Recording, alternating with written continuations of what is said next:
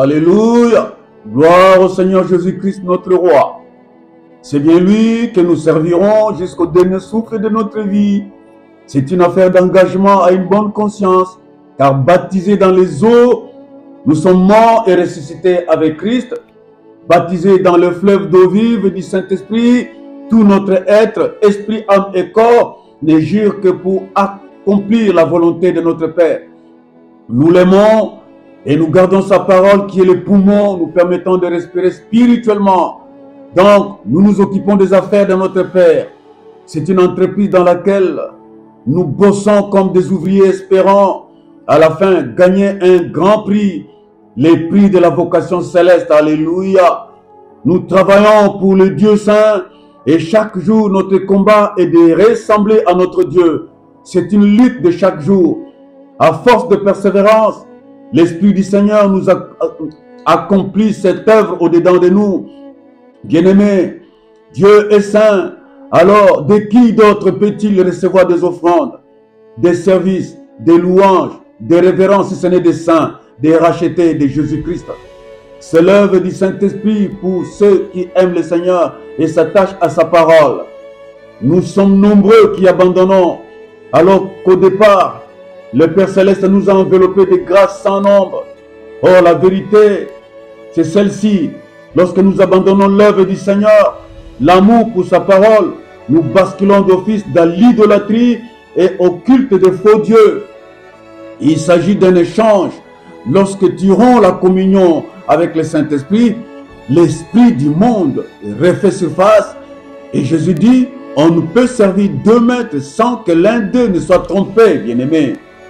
C'est ce qui arriva à Israël, à peine installé dans Canaan, terre de vergers, de miel, du lait, des montagnes, d'herbes de tout genre. Ils tombèrent dans l'oubli des bienfaits sans nombre dont le Père Céleste était le seul à leur accorder. Ils ont fait gémir de douleur le cœur de Dieu. Voici le Seigneur qui se lamente dans Jérémie 2,13. Car mon peuple a commis un double péché. Ils m'ont abandonné, moi qui suis une source d'eau vive, pour se creuser des citernes crevassées qui ne retiennent pas de l'eau. C'est ici où Israël a échangé sa gloire, le Dieu d'Israël, pour servir de faux dieux, l'équivalent de citernes crevassées, donc l'idolâtrie. Bien-aimés, il existe un prix pour lequel nous combattons, quoi que nous recevions ici-bas, devra tôt ou tard être abandonné, car nous sommes des passagers courant comme dans un stade, en appliquant les règles établies pour remporter le prix. Je le répète, il s'agit du prix de la vocation céleste. Ce prix est la grande récompense réservée à tous ceux qui ont marché selon les règles, c'est-à-dire qui ont gardé la parole, qui s'appuient sur elle dans toutes les circonstances, bonnes ou mauvaises, pour dépendre du Seigneur. Jésus dit, si quelqu'un m'aime, il gardera ma parole, et mon Père l'aimera. Nous viendrons à lui et nous ferons chez lui notre demeure. Matthieu 14, 22, 23. Premièrement, il s'agit d'une course pour remporter le prix. Bien-aimés, permettez-moi de vous proposer une illustration assez humoristique. Imagine un meeting d'athlétisme dans un stade olympique. Les athlètes sont alignés, attendant le coup de sifflet pour une course de 100 mètres. Et dès que l'arbitre sonne les gants, un athlète congolais mal entraîné s'arc-boute sur le dos du sprinter jamaïcain Usain Bolt, espérant atteindre le premier la ligne d'arrivée. Notre athlète sera disqualifié pour tricherie et non-respect des règles, n'est-ce pas? Voici ce que dit la Bible. Ne savez-vous pas que tous ceux qui courent dans les stades courent tous, mais qu'un seul remporte le prix? Courez de manière à le remporter. Tous ceux qui combattent s'imposent toutes sortes d'abstinences et ils le font pour obtenir une couronne corruptible. Mais nous, faisons-le pour une couronne incorruptible. 1 Corinthiens chapitre 9, verset 24-26. Et l'apôtre Paul, enseignant ces choses, précise que le prix à remporter est sujet à des sacrifices, car la vie chrétienne et la foi en Jésus-Christ impliquent des sacrifices de soi. Et il ajoute ceci, moi donc, je cours non pas comme à l'aventure, je frappe non comme battant l'air, mais je traite durement mon corps et je le tiens assujetti, des peurs d'être moi-même rejeté après avoir prêché aux autres. Frères bien-aimés, pourriez-vous me citer une seule carrière professionnelle ou un corps de métier qui ne soit assujetti à des règles et principes? Et quel est ce chef d'entreprise accorderait des promotions à des agents irresponsables, indisciplinés et irrespectueux des règlements édictés par l'entreprise?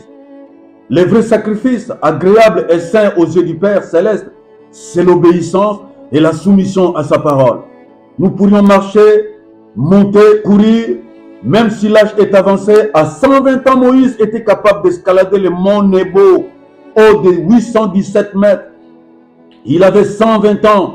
Il y escalada jusqu'au sommet et le Seigneur lui fit voir les contours de la terre de Canaan que l'Éternel s'apprêtait à livrer aux enfants d'Israël. Bien-aimés, à 120 ans, ses yeux pouvaient encore observer les horizons lointains. Moïse était de ceux-là habitués dans la contemplation de la gloire de Dieu. Deutéronome 34:1. La parole de Dieu, elle, impacte l'esprit humain, l'âme et aussi le corps, car le corps est la sainte demeure du Seigneur. L'Esprit Saint y demeure, alors que nous nous désaltérons chaque jour des eaux de sa parole. Deuxièmement, l'armée de Gédéon ou la valeur d'un soldat buveur des eaux. Nous aimerons par cette étude attirer l'attention des rachetés du Seigneur Jésus sur cette vérité profonde, à savoir l'alliance que le Seigneur et son peuple ont contractée par pure grâce au moyen de la foi nous ouvre une vocation, celle de marcher, de courir, de monter, de combattre les bons combats jusqu'à la destination finale qui est le royaume éternel, cité céleste.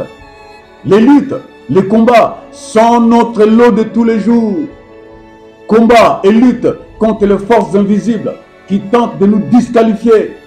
Combat et lutte contre les agents du monde des ténèbres qui, par des assauts répétés, veulent éteindre le feu du Saint-Esprit en nous. Lutte et combat contre le monde qui, sans répit, nous contraint à boire des eaux souillées de ces bas mondes. Israël du temps de Gédéon est un exemple édifiant. Voici ce peuple qui, durant cette année, furent assujettis, ridiculisés par les Madianites, les Amalécites, les Arabes, qui formaient une armée rassemblée contre le peuple. Ils étaient si nombreux que le peuple, la Bible précise, qu'ils étaient entassés avec leurs chameaux comme les sables de la mer. Israël était très malheureux. Gédéon rassembla 32 000 soldats, une foule composite que l'Éternel récusa. Après avoir procédé au tri, 22 000 soldats furent démobilisés. C'était un groupe de soldats peureux, des craintifs, des trembleurs. Ils furent congédiés. Il en resta 10 000.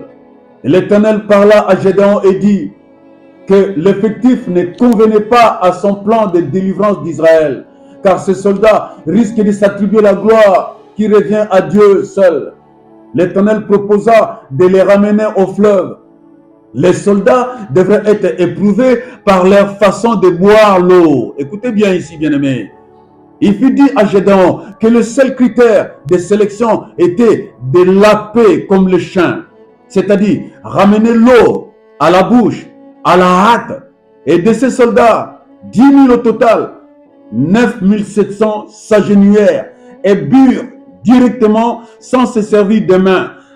Tandis que 300 soldats bien aguerris, debout, ceint de l'épée, aux aguets, prêts au combat, la paire, à la hâte, sachant qu'ils étaient en face des adversaires d'Israël. Voilà, dit l'Éternel à Gédéon, les 300 soldats par lesquels je délivre Israël. Bien-aimés, Dieu a mis en œuvre le même consigne pour préparer le peuple à l'exode. Toute la nation d'Israël devrait rôtir un agneau. Et en le consommant, la Bible dit, vous aurez vos reins saints, vos souliers aux pieds et votre bâton à la main, et vous les mangerez à la hâte. Exode 12, 11, 12. Bien-aimés, expliquons ces données bibliques du livre de l'Exode 12. Israël devrait rôtir, manger un agneau, puis asperger le sang sur la porte de leur demeure. Voici Jean-Baptiste dit de Jésus, voici l'agneau de Dieu qui ôte les péchés du monde. Et Jésus, approfondissant ce mystère, déclara, c'est lui qui mange ma chair et qui boit mon sang demeure en moi et je demeure en lui. Jean 6, 56. Exode parle de reins saints. Cela s'entend, le peuple devrait porter une ceinture autour de la taille. Et Ephésiens 6, 14 dit, tenez donc ferme et avoir la vérité pour ceinture. Bien-aimé, Jésus c'est la parole. Et la parole c'est la vérité. La vérité bien serrée autour des reins nous rend inébranlables, donc debout et ferme comme les 300 soldats de Gédéon. Il dit encore, vous aurez des souliers à vos pieds, dit Exode 12. Tandis que Ephésiens 6, 15 précise que les chaussures aux pieds, c'est les ailes que donne l'évangile de paix.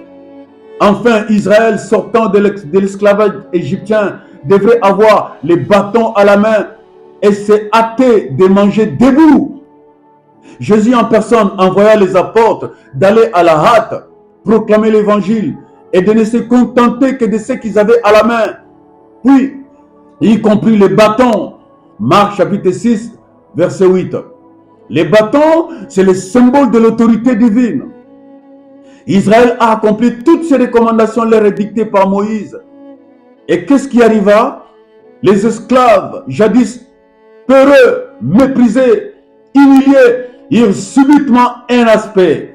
C'était un aspect céleste et divin qui inspira la terreur aux Égyptiens, qui se pressèrent de leur fournir de la vaisselle dorée, des colliers dorés, des tissus fin lin, des brebis et des chameaux, de sorte qu'ils quittèrent l'Égypte richement bénis. Donc, les 32 000 soldats recrutés par Gédéon, on en vint à en soustraire 22 000 soldats, tous de peureux, craintifs, trembleurs, très soucieux des choses du monde, étrangers aux choses de Dieu. Ils furent congédiés. C'est l'équivalent des semences qui croissaient au milieu des ronces et des épines et qui empêchent de s'attacher à Dieu. Matthieu 13, 7. Ceux qui se mirent à genoux pour boire, alors que non loin de là, les ennemis d'Israël s'étaient massés, prêts à les détruire. C'est le genre de soldats qui se relaxent, tout tranquille, comme si rien ne pouvait justifier leur empressement à veiller, à vigiler. Ce sont des soldats oublieux, irresponsables. C'est comme des hommes politiques de la RDC, génération 2000-2018, esclaves du régime rwandais, de Kagame, mais de milliardaires. Leur pays occupé, dominé, balkanisé. Ça n'était jamais leur affaire, tant qu'ils avaient accès à des sorties de millions d'argent en procédure d'urgence dans la banque centrale. Ici, les Madianites, les Moabites, les Arabes, assujettissant Israël, ces 9700 soldats sans cœur à la délivrance d'Israël ressemblent à des généraux congolais qui fuiraient à la vue de petits soldats rwandais mal entraînés. Voilà à quoi ressemblent les mauvais buveurs d'eau de la parole de Dieu. Hommes sans profondeur, ressemblant à la partie des grains tombés dans des endroits pierreux. Pas assez de terre. Matthieu 13, 5. Il n'en était pas ainsi des 300 soldats qui lapèrent l'eau. Ils n'ont pas oublié les 7 ans de souffrance infligées par Madian. C'était l'occasion de délivrance. C'était leur affaire. Donc, pas de temps de boire, relaxer, juste boire, vite fait, et 1, 2, 3 gorgées, portées de la main à la bouche, sans se détourner les regards vers les camps madianites. Dieu s'étonna et dit à Gédéon, voici mes soldats, c'est avec eux là que je délivre Israël. Bien-aimé, trop d'appelés, trop de prophètes se réclamant de Christ, mais de mauvais buveurs d'eau, trop de musiciens, trop de pasteurs dans les rues du pays. Mais combien sommes-nous qui buvons l'eau de la parole avec une bonne conscience et un engagement ferme et dévoué, permettant de monter toujours plus haut, de marcher, de courir sans se préoccuper des choses attrayantes de ce monde. Combien sommes-nous à diriger les brebis du Seigneur qui nous suivent vers le vert pâturage et vers les eaux paisibles de la parole du Seigneur? Sommes-nous toujours attachés à la gloire de ce monde? Alors nous aurons beau avoir de la connaissance, prêcher la parole, et ce sera une parole sans vie, sans impact. Il ne poussera même pas à l'abandon des œuvres mortes, car même l'aspect des fidèles que nous enseignons trahira l'attachement au monde. Aujourd'hui, il n'y a rien de choquant qu'un homme de Dieu brandisse des allures de cow-boy, de western, des stars, des rockstars. Quoi, bien-aimé? Savez-vous quoi? La parole de Dieu nettoie parfaitement et met en évidence, en harmonie, les dedans et les dehors, l'intérieur de la coupe et l'extérieur. Autrement, Jésus nous appellera des tombeaux blanchis concernant l'aspect. Observe ce qu'Arab, la prostituée de Jéricho, dit aux deux espions d'Israël, venus prendre des informations sur la ville. Voici la prostituée, disant, l'Éternel, je le sais, vous a donné ce pays. La terreur que vous inspirez nous a saisis et tous les habitants du pays tremblent devant vous. Nous l'avons appris et nous avons perdu tout courage et tous nos esprits sont abattus à votre aspect, vous entendez? Sont abattus à votre aspect, car l'Éternel, votre Dieu, qui est Dieu, c'est lui le Dieu en haut, dans les cieux et en bas sur la terre. Peuple de Dieu, marchez, courez, montez, vivez les eaux de la parole de Dieu et soyez obéissants et vous serez imbattables, vous serez indestructibles. À votre aspect, le diable tremblera car il verra que vous êtes des dieux. Il n'y a point de soldats qui s'embarrassent des choses du monde s'ils veulent plaire à celui qui les a enrôlés. Laissez le monde tranquille, il n'a rien à vous donner, bien-aimés. Les soldats de Gédéon, 300 en tout, est un excellent témoignage des soldats destinés à triompher, à dominer. Alors ils couraient encore, encore et encore. Ils étaient fatigués, mais ils couraient encore, car ils avaient renoncé à eux-mêmes et au monde, à leur ambition personnelle. Ils ont juré par un seul idéal à travers un cri de guerre. Épée pour l'Éternel et pour Gédéon. Juge chapitre 7, verset 20. Ils ont triomphé de ces Amalek, de ces Madianites et des fils de l'Orient. C'est cela. Adieu. Alors que ta devise soit maintenant Jésus-Christ ou rien. Jésus-Christ ou rien, peu importe ce qu'il me donne ou qu'il ne me donne pas. Vivre pour lui et mes lendemains sont assurés. Et mes lendemains sont assurés. Que ceci, bien-aimé, soit ta prière du soir. Au nom du Seigneur Jésus. Amen. Prochaine vidéo dans 15 jours.